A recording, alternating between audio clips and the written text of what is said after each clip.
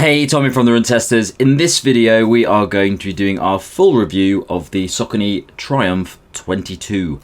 Let's have a look. The Saucony Triumph 22 costs £170 or $160. It weighs 306 grams or 10.8 ounces for men in a size 8, and the drop is 10 millimeters. The Saucony Triumph 22 sees some major updates to the line. The biggest of those is a new PWRRUN PB foam midsole, a PEBA-based material replacing the PWRRUN Plus found in the Triumph 21, that aims to improve cushioning, energy return and responsiveness. The same foam is used in the Saucony Endorphin Pro 4 and Speed 4. There's also an updated upper that's designed to be even plusher and more comfortable than its predecessor, and a noticeably wider base across the full length of the shoe to improve stability. On the outsole, there's a generous layer of rubber to provide grip and protect the midsole foam.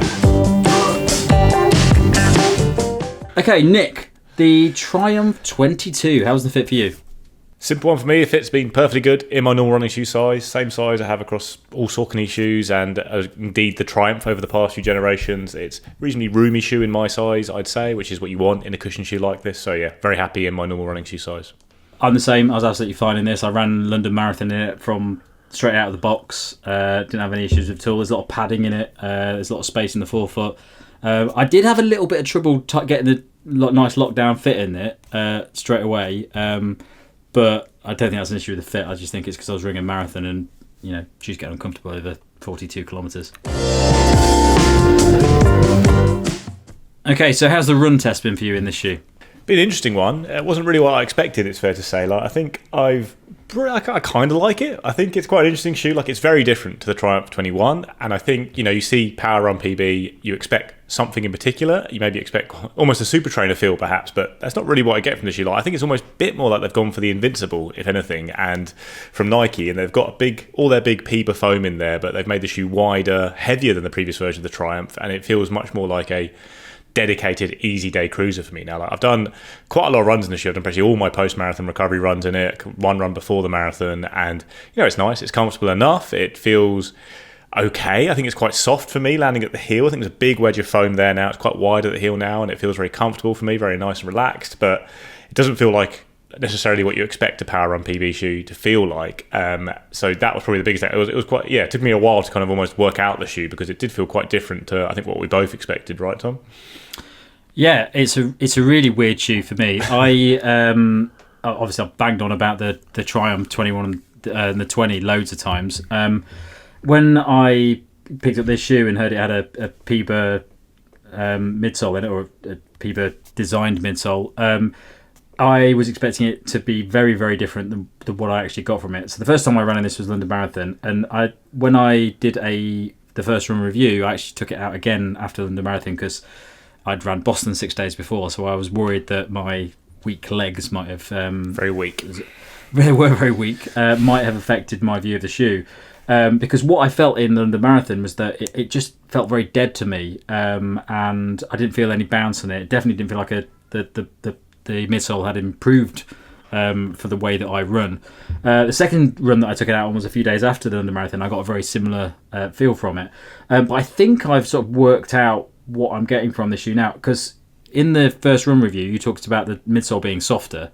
I mentioned it being firmer than the Triumph 21. That's confusing for everyone watching. Very confusing, but I do think, for me, it does feel firmer, because I hit it right in the midsole.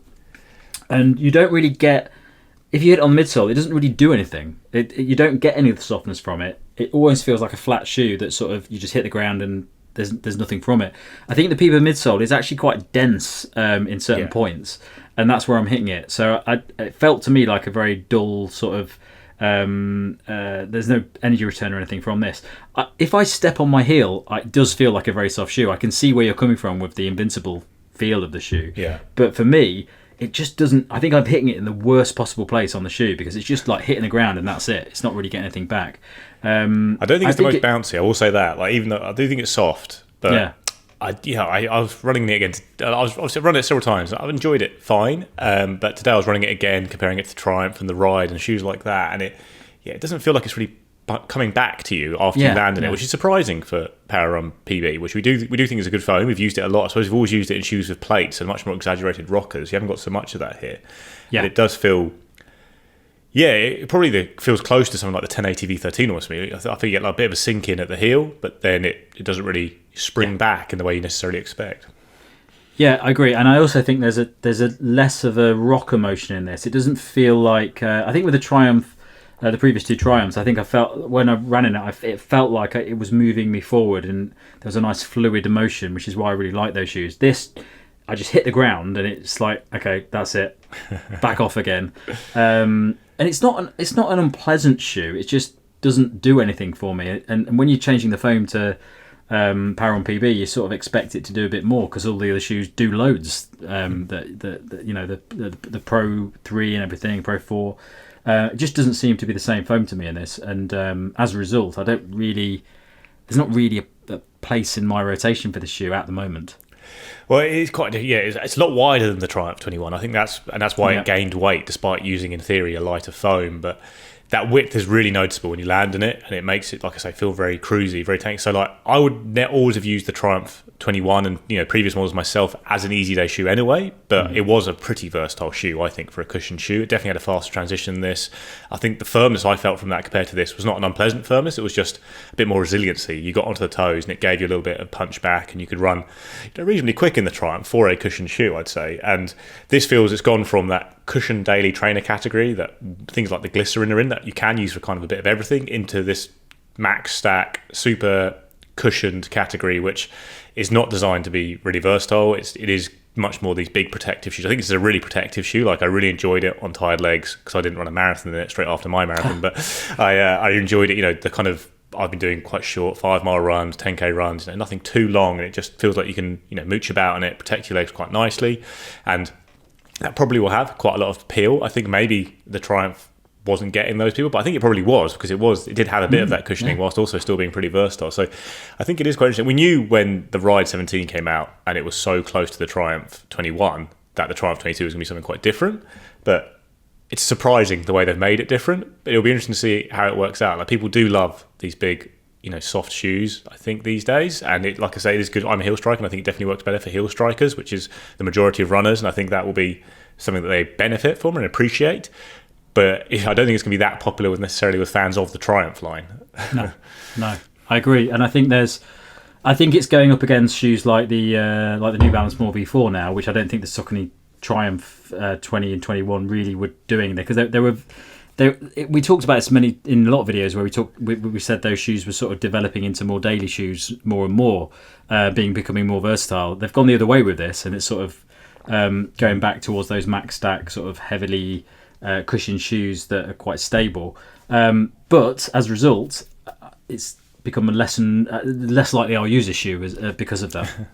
Yeah, it feels like a shoe you need to have a rotation with probably. And I guess now, I think they got rid of the Endorphin Shift. The Triumph 22 got the PWRRUN PB foam in it. Maybe you have the speed in the Pro, and you do loads of runs in those. And this is a pure recovery day shoe now. But I think the Triumph had a lot of appeal as a shoe that people would buy, and it would be their only shoe. And I don't think you maybe get so much from that with this shoe now.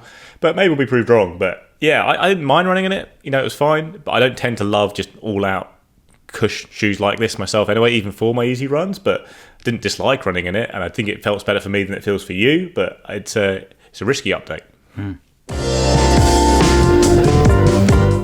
Okay, so the verdict on the Triumph 22, Nick. Give us what are you thinking about this shoe? Well, I think we've expressed our confusion. I think we are quite confused still about this. Like, I think if Saucony are going for a big, all-out cruiser, soft shoe, comfortable shoe, great for heel strikers, just going to roll through runs, protect the body, they've achieved it here. I think that is not what necessarily we thought the Triumph was in the past, so that is going to make people, I think, a bit confused. But if you're coming fresh to the line, I think it is quite similar to shoes like the Invincible, the Asics Gel Nimbus 26, that kind of thing, and I like it. As much as those shoes, it's not really my kind of shoe, so I wouldn't necessarily go and rush out and buy it myself. But if you're looking for an easy day cruiser to add into a rotation, it will do the job. But I think if you were coming to it as a fan of the Triumph 21, which is like a cushioned daily trainer that had a bit more, I'd say, like versatility. I don't think you're really getting that so much of the shoe. But then Saucony has given you the Ride 17, which is very similar, I think, to the Triumph 21. So you still have that option within the range. And also Triumph 21 now is reduced. I just saw it today, reduced everywhere. Anyway, how about you, Tom? What's your verdict on the 22? Yeah, I think for me it really comes down to the price of the shoe. I think the previous two Triumphs, they were the sort of shoe that anybody could buy, whether you're a beginner, whether you're a seasoned runner, and you'd find a place for it in your collection, and it became good value for money because you can use it for lots of things.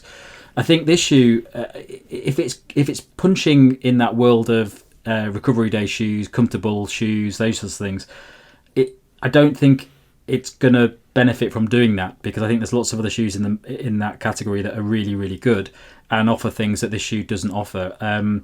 I think it was a strange move to put the new midsole in it when everyone really liked that other midsole. I can see on paper why they did it, but in reality I don't think it really has any benefits, especially for somebody like me. I think the geometry of the shoe really doesn't work for me, which is upsetting because I really wanted to like this shoe and I was very excited about getting it. But yeah, I just feel like the Triumph 21 it was a relatively expensive shoe in comparison to some of the other ones, like the previous Ride, was still good value for money because you could use it for loads. I used to use it for loads and loads of different runs, whereas this, for the price tag, it's like, well, it doesn't even do as many things as the previous one did. So I don't see why I'd get this one over the Triumph 21. Yeah, I mean, I don't think I'm not as harsh on it as you. Like I say, it's still not a shoe that I'd pick up myself. I think it will do its job if you are looking for a cushion shoe. It's really expensive. A lot of these shoes in these categories are, and I still don't really think you need to spend that much money to get a big cushion shoe like this. I think the Magnify Nitro is a really nice cushion shoe that's a lot cheaper.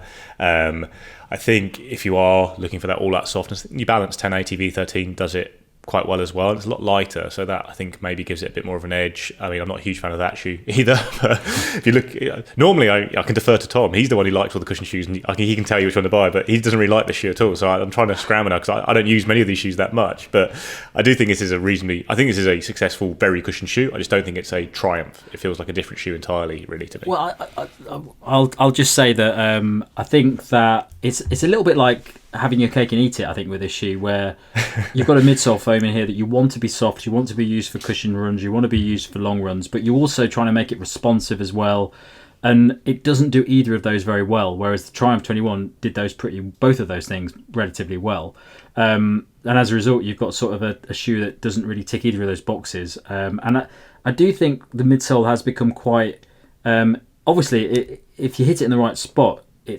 you can sort of feel the fact that the foam is designed to be a little bit more, propulsive, a bit bouncier, but not over the most of the shoe. So for me, I still think if you're going for an easy day shoe or something like that, there are better options that are a lot cheaper. If you're going for a versatile shoe, there are options that are a lot cheaper. So it's sort of that's where I'm sitting with it. Surprising, yeah. It's a rare situation. I mean, this is a change that everyone was excited about. If you'd asked a million people who like the Triumph, what would you like? I'd love to put the PWRRUN PB foam in it. And then they've done it, and it just doesn't work. It just shows you. A lot of things go into shoemaking. I think it is because they made it so much wider, and it ends up being heavier result. I think that hasn't helped. Yeah. But I think they did that because they thought PWRRUN PB is a soft foam. We need to have stability, make it wider. But I think PWRRUN PB is such a soft foam. You needed that extra stability. I think you'd probably been okay with the geometry of the Triumph with the foam, and that would have been interesting. But it just goes to show, no one really knows how it's going to turn out when you try and design a shoe. No. That's it from us on this full review of the Triumph 22. Thanks a lot for watching. Don't forget to like, subscribe, click the little bell, all those things. And if you haven't listened to the podcast, you can find a link to it in the caption below. Thanks a lot for watching. Catch you next time.